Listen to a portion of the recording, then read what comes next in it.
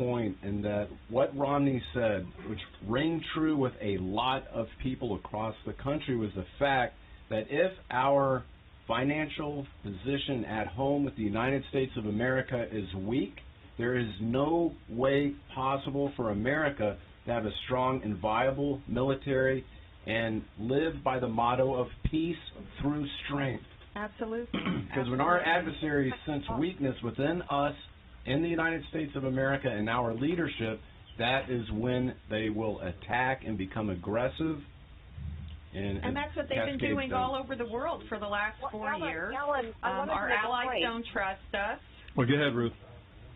I want to make a point. I spoke with a Japanese journalist who was attending and covering the event, and I asked him, I said, well, who are the Japanese people for? What's going on here? And he said they really want Romney. And I said, well, why is that? And he said that the Japanese are really afraid of the Chinese aggression because the Chinese are getting very aggressive in the Pacific, especially with the islands. They just briefly had a tit-to-tat with Japan. And he said the Japanese are getting very worried, and I know the New Zealanders are getting worried as well. And the Pakistani journalists we spoke with seemed to have no opinion on the subject at all. And the German journalists we spoke with said, back home in Germany they favor Obama. Well, so that kind of gives you the world view right there. Well, the Pakistani journalists were a funny, quick story. Yeah. Is that we were talking about a myriad of topics, Tom. So I asked him, I said, well, do you believe that apostates should be killed? His answer was, yes, no. And then he caught himself. And then went on to the American line. So there is some duplicity within the Pakistani press, and we exposed that. Well, I think they have. I think they have some internal conflict over their allegiance to their faith and their craft, which is being objective journalists. And they do appreciate the opportunity to operate in a free speech environment, and you can tell that. But when it comes to their faith, they're not able to really separate it. They love free speech, but they're in favor of the OIC's blasphemy laws. Right. It breaks down to adherence to Sharia-compliant Islam versus our Constitution and Bill of Rights. Man-made laws, ours, will always lose. Theirs will be superseded by Allah and Muhammad. And that is their worldview, not me speaking. And once Americans get a firm grasp of that one simple concept, then all the other pieces of the puzzle will fit easier into a timeline of how this whole adversarial relationship and war has been going on for the last 200 plus years, beginning in Tripoli, right, with the Barbary pirates. Right. The Romney's focus last night, and again, we all understand his job was don't fumble, okay? Not go score, don't fumble. That's where we have a difference of opinion, me and him. Right. You score when you can, okay? Right. That's what takes you to it. And not only that, not just for defeating the president, but I have been doing this politics stuff for a long time, and you always get the candidates. And one of the rare ones that didn't follow this is Allen West. But you get the candidates that say, I'm not going to say that because I can't get in office. But once I get in office, I'll say that. Right. Then they get in office and they go, I can't say that now because I'm in these committees. Right. And when I get reelected, I'll have a little more tenure here, a little more time. And they're in 15 years and they say nothing. They're not advocates, they're not statesmen, which is the whole reason the framers put these little 2-year citizen politicians, citizen statesmen, citizen journalists to be distinguished together. From the 6-year senators. Yeah, for the wiser ones who are there. So Romney yesterday started analyzing national security issues from saying we have to find those who want to work with us, and we've got to nurture them and build them and all of that. Well, no, I think I completely disagree. I don't think it's our job to nurture anybody in the world. Well, the question is, what do we do with the people that want to kill us? Okay, and occasionally say, well, the bad guys, we have to do this, but he really didn't lay out I mean, he should have said, Mr. President, and these are just things off the top of my head. He should have said, right now there is a jihadi sitting in prison in Fort Hood, and we can't even shave the guy's beard. Oh, no, he's shaved now. Did they shave him finally? Yeah. He Okay, lost got that shaved. battle. Okay, we have a jihadi who was yelling Allahu Akbar. He shot, killed 13 people, injured 30 more. And the math is interesting because he's one of the 30 that was injured. They count him as being, they count Major Nidal They count him Hassan. as being one of the victims. But they weren't counting the woman who was pregnant, and Right. Nidal Hassan went up to her and shot her in the belly as she was dying. Oh. He shot her in the belly and killed her baby. And they didn't count the baby, but they counted him, right? In any event, Mitt Romney last night, instead of laying out a doctrine that addressed the enemy threat, he talked about how we have to have peace with everybody and bring them in and help them build and make teachers. We have to have more teachers in America or something. Oh my God! Well, no. But here's what, Ruth. One of the more humorous moments yesterday for me and for the viewers. Hi everybody. What are we doing with the viewing? That thing looks like it's on me. It's on you. Oh no, let's get the three of these guys in here. Oh, you're doing? Oh. I sent you a picture. Our good friend Mozart Right. sent me a picture of Debbie Wasserman Schultz, or more appropriately, where'd it go? Debbie, I gotta find it. Is there any way to get this picture up or no? No. We can't get it up. Don't mess with it. No. No pictures, Yeah. no video. Not not today. Napoleon. Yeah. But Mozart, I'll put it up on the Facebook page. He calls her, Mozart does, Mort, like Mozart, Mort, M-O-R-T-Z-A-R-T, National Democrat Party spokesmouth. Oh, boy. Debbie whatever Schmutz. Here, I'll show you everybody. Oh, you know what? We can do it this way. Here we go. See if you can zoom in on that. We can show Mozart's amazing work. The what? Can't see it? No. You can see it. Let the people see the picture.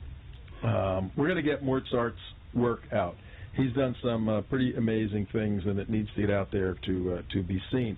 But, Ruth, one of the more humorous moments for me yesterday, I was taking a little cigar break, and I saw my two Jewish colleagues, Alan and CJ, speaking to Al Jazeera, okay? Oh, yeah, we had a good time. There. They were speaking to Mohammed from Al Jazeera. That's right. And that was pretty good.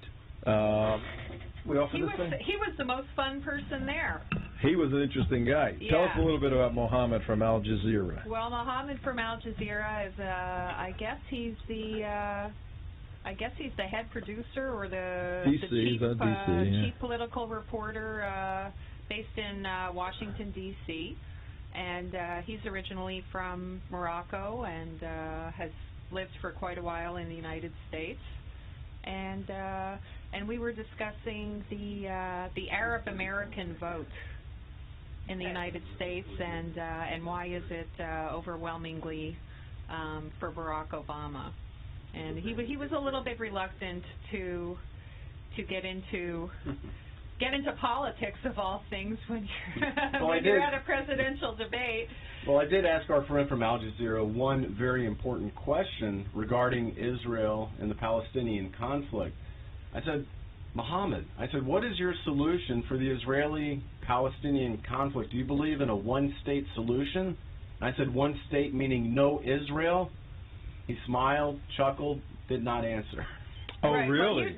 You tried to tell him that that's what he said. You were trying to tell him, so you advocate for a one-state solution, which is no Israel. And he looks at you like, no, I didn't say that. I'd like to now, say he that. may like to think but he's just too suave for that. And he was slick suave. for you. He was very suave. Yeah. Hanging out there. I mean, he's got the word. Zero. He to mess around with his, even though Morocco is not as Sharia compliant as most Islamic countries, it ain't a great country. Yeah, but You you were can there, get a though. glass You were there of not wine too in long ago, Morocco. right? Yes. That's how that all Yeah. came about. You were asking him, where can I get a glass of wine in the Middle East? The guy's in Washington, D.C. He's Yeah. down in Boca Raton. He's hanging out. He's smoking cigarettes. He's talking, you Yeah. know, and he's a hot shot. Yeah, But I thought that was an interesting little deal. that Where was are very interesting. we are 15 minutes to the top of the hour. Tom Trento with our crew today. We're just giving everybody a little bit of a feel, an inside look and taste for what it was like to be at Lynn University yesterday. You're on TrentoVision.tv or WNN 1470 on your dial. You got to get that application for your smartphone, iHeartRadio. And like Ruth was doing earlier, you play the radio while you're talking. It doesn't work, right, Ruth? Oh, we're wait a minute. Yeah, gonna, you know what? Before you get to that, I just want to add one thing about the people we spoke to at the debates. We also spoke with former Homeland Security Tom Ridge. Tom Ridge. Oh, good. And Chairman Rogers of the House Intelligence Committee. Oh, Right. And we did bring it up with both of them to point out when we were asking questions about Benghazi that Fort Hood and Little Rock preceded Benghazi. And, of course, Little Rock and Fort Hood are not designated terrorism incidents, and that's something we'd like to see happen in a new administration. I'm sure a Romney administration would designate Fort Hood not as an incidence of workplace violence, and Little Rock would not be designated a drive-by shooting. Yep. We would call it what it is. We wouldn't have this disconnect from reality that we have now. And on the Little Rock case, we worked on a movie, a project with Charles Jacobs, Losing Our Sons, which is the documentary. Right. And in the next day or two, we're going to be pushing that out again. That needs to be seen by everyone who's a veteran, who knows a veteran, who is friends with a veteran, anything having to do with the U.S. military. You have to see this 90-minute special that we worked on with Charles Jacobs. We're going to put that out. But right now, Alan and CJ, Judah has a question for you. Hi, Judah. You're with Tom Trento and everybody else here. Not a question, Tom. A comment. My friend in Jerusalem, Dr. Paul Heidelberg, was the head of the Israel-American Renaissance Institute in the Foundation for Constitutional Democracy. Yes, I do know him. He's a very interesting guy, actually. You know him? Yeah. Know of him. I mean, I've read his stuff. Oh, okay. Very good. He says, and I agree with him wholeheartedly, that the reason we're losing against Islam is because of the world is filled with cultural and moral relativity. You just hit upon it just a moment ago. We have man-made accidents. We have. We're not fighting the war. We're not fighting Islam. Why? Like we did World War II. In World War II, we had moral clarity. We knew we had to go in and crush the enemy. We didn't care about civilian casualties. We bombed Dresden to smithereens because we knew that even though there were some Germans who were not Nazis and who didn't share the Nazi thinking, we had to crush this evil regime, this evil ideology. But we're not doing that with Islam. And until we get our act together, our thinking together, we're going to continue to face problems. And I want to thank you for allowing me to speak. Sure. Well, thank you very much, Judah. We appreciate that. And you hit on a couple of points. One is manageable. One is extremely difficult. And you guys could not hear him. He simply said that whereas in World War II with Nazism, there was a well-defined ideology articulated in a war machine. Mm-hmm. And boom, we fought it and destroyed it. Why can't we do that with Islam, is what he's saying. And the problem is, in World War II with Nazism, it was a political machine that had a militaristic objective